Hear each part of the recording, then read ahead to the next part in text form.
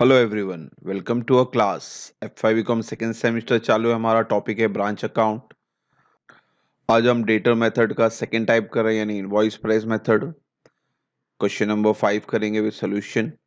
इससे पहले इंट्रोडक्शन और क्वेश्चन नंबर 1 से 4 ये कॉस्ट मेथड पे हो चुका है। इस यहाँ देखो आई बटन आएगा, वहाँ चेक करें, और नीचे डिस्क्रिप्शन में भी लिंक है, वहाँ चेक करें। डेटर मेथड के दो मेथड है, कॉस्ट और इनवॉइस प्राइस। आज जो हम कर रहे हैं इनवॉइस प्राइस, कॉस्ट वाले पहले हो चुके हैं। इनवॉइस प्राइस में माइनस चेंजेस हैं, वो क्या है, कैसे करना है, वो देखेंगे सम के दौरान। तो चलते हैं क्वेश्चन नंबर 5 की तरफ। तो क्वेश्चन नंबर 5 क्या बोलता है, action company of Delhi have a branch at Madras. तो मेड्रास ब्रांच के हिसाब से आपको पूरा सम सॉल्व करना है। Goods are send by the HO at invoice price which is at the profit of 25% on cost price. जितने भी गुड्स एचओ से आ रहे हैं वो उसके अंदर प्रॉफिट इंक्लूडेड है, और वो प्रॉफिट है 25% ऑन कॉस्ट। सबसे पहले आपको ये समझना है, अगर इनवॉइस प्राइस है यानी आपको इसके अंदर प्रॉफिट इंक्लूडेड है, तो प्रॉफिट परसेंटेज आपको निकालना है। जितने भी गुड्स के बारे में एंट्री होगी वो गुड्स के बारे में एंट्री, जैसे स्टॉक है, ओपनिंग स्टॉक, क्लोजिंग स्टॉक, ये गुड्स है। गुड्स सेंड टू ब्रांच या गुड्स रिटर्न बाय ब्रांच, ये भी गुड्स है। और यहाँ पे देखो हमने आईपी लिखा हुआ है, यानी इनवॉइस प्राइस लिखा हुआ है। इसका मतलब है इसके अंदर प्रॉफिट प्राइस इंक्लूडेड है। तो इनवॉइस प्राइस मेथड जो हम सेकेंड मेथड कर रहे हैं ब्रांच के अंदर, इसके अंदर आपको क्या करना होता है, जो भी प्रॉफिट फिगर है उसको अपोजिट एंट्री पास करनी होती है। और एक चीज है बच्चों, यहाँ पे 25% ऑन कॉस्ट का है, और हम लोग अकाउंट के अंदर कॉस्ट को कन्वर्ट करते हैं सेलिंग प्राइस पे। तो 25% कॉस्ट है, तो सेलिंग प्राइस कितना होगा। तो आप इसको रेशियो में कन्वर्ट कर लें, तो 25% का रेशियो बनता है 1/4, और सेलिंग प्राइस का रेशियो यानी डिनोमिनेटर एक ज्यादा होता है। अगर ये 1/4 है तो सेलिंग प्राइस होगा 1/5, और 1/5 को आप परसेंटेज में कन्वर्ट करेंगे तो इट विल बी 20%। या नीचे कैलकुलेशन बताया मैंने। तो आपको जितने भी ये इनवॉइस प्राइस है इसमें से जो प्रॉफिट परसेंटेज निकालना है, तो इट विल बी द 20%। तो इसको याद रखें आप लोग। हाँ, अगर ये 25% ऑन सेलिंग प्राइस बोला होता तो आप चेंज नहीं करते। यहाँ पे कॉस्ट बोला है, इसलिए आप ये परसेंटेज को कन्वर्ट कर रहे हो सेलिंग प्राइस के ऊपर, ठीक है। आगे चलते हैं। All expenses of branch are paid by the HO from the following particular prepare branch account in the books of HO. Opening balance, closing balance दिया हुआ, स्टॉक का ओपनिंग क्लोजिंग है, डेटर का ओपनिंग क्लोजिंग है, petty cash का opening closing है। Assets है, assets opening debit में जाएगा और क्लोजिंग क्रेडिट में जाएगा। Goods send to branch, branch के पास गुड्स आ रहा है यानी debit. Goods return by branch to HO, ये भी गुड्स जा रहा है यानी क्रेडिट। तो 20,000 डेबिट में आएगा और 400 क्रेडिट में आएगा। Then expense made by the HO, यानी एचओ ब्रांच का एक्सपेंस बेयर कर रहा है और ब्रांच को पैसा दे रहा है, यानी ये डेबिट एंट्री हुई। रेंट, वेजेस, सैलरी डेबिट में आएंगी। रेमिटेंस मेड टू एचओ, यानी ब्रांच अब पैसा एचओ को दे रहा है, तो क्रेडिट द गिवर, यानी कैश सेल्स और कैश कलेक्टेड फ्रॉम डेटर, ये दोनों क्रेडिट में आएंगे। अब सम देख लेते हैं, फॉर्मेट ड्रॉ कर लेते हैं। In the books of HO Madras branch account, format draw कर लें। सबसे पहले ओपनिंग बैलेंस ऑफ एसेट्स लिखेंगे, डेबिट साइड यानी to balance brought down. Stock, debtor, petty cash.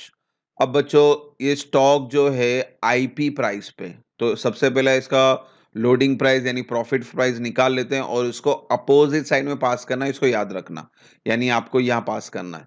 तो 11,000 का अगर 20% निकालें तो इट विल बी 2,200, और इसको वर्डिंग याद रखें, बाय स्टॉक रिजर्व, ब्रैकेट में लोडेड प्राइस लिखना है आपको।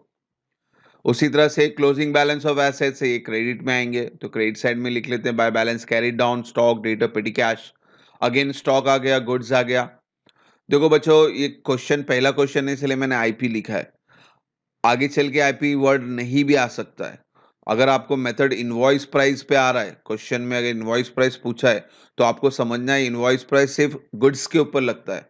स्टॉक ये भी गुड्स है, गुड्स सेंड टू ब्रांच ये भी गुड्स है, गुड्स रिटर्न बाय ब्रांच ये भी गुड्स है। तो ये गुड्स वर्ड याद रखना है आपको। जरूरी नहीं कि हर सम में आपको आईपी लिख के आवे। अगर आईपी लिख के नहीं आ रहा है और इनवॉइस प्राइस है, तो आपको समझना है सारे गुड्स के ऊपर ये आईपी है, उसका लोडेड प्राइस अपोजिट साइड पास करना है। जैसे ओपनिंग स्टॉक का 11,000 का लोडेड प्राइस हमने अपोजिट साइड यानी क्रेडिट साइड पास किया, तो उसी तरह से क्लोजिंग स्टॉक का लोडेड प्राइस, प्रॉफिट प्राइस, वो भी अपोजिट साइड यानी डेबिट साइड आएगा। तो बच्चों 1300 का 20% आता है 2600, तो अपोजिट साइड लिख लेते हैं to stock reserve loaded price 2600।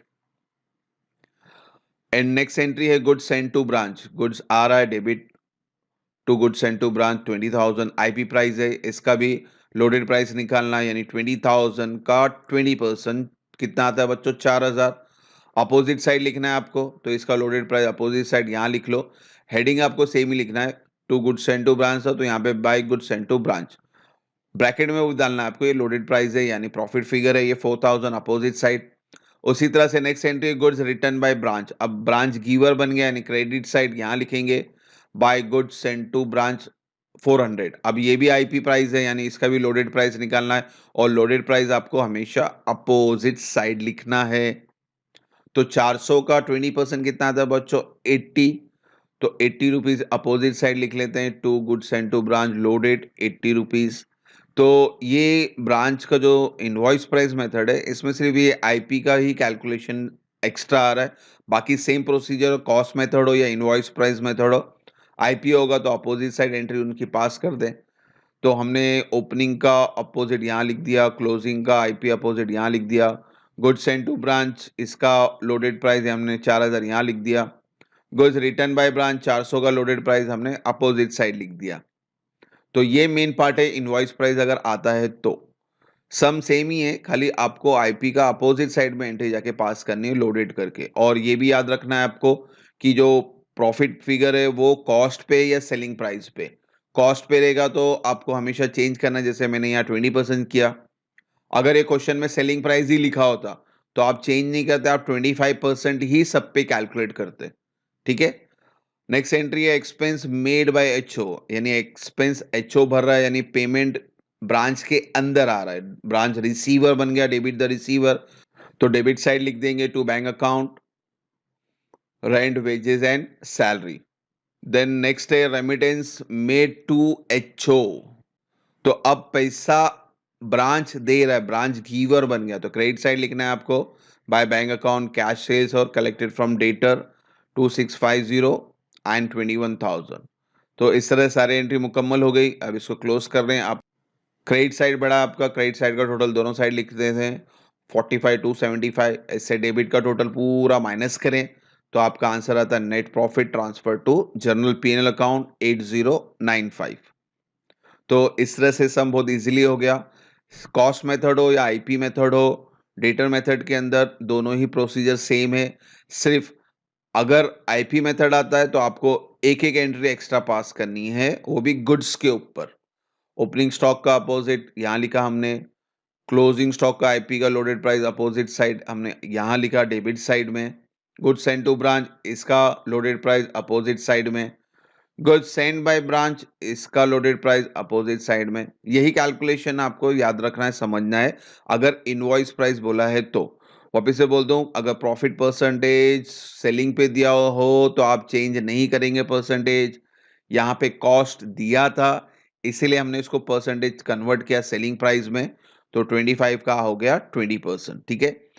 ये परसेंटेज कन्वर्जन मैंने फायर इंश्योरेंस क्लेम का जो वीडियो बनाए थे उसके अंदर पूरा क्लियरली एक्सप्लेन किया था, तो बच्चों अगर टाइम मिले तो फायर इंश्योरेंस का टॉपिक देखें, उसके अंदर ये परसेंटेज कन्वर्जन मैंने बहुत अच्छी तरह से और डीपली एक्सप्लेन किया हुआ है। होप सो यहाँ तक कोई डाउट ना हो। Thank you for watching the video. God bless you.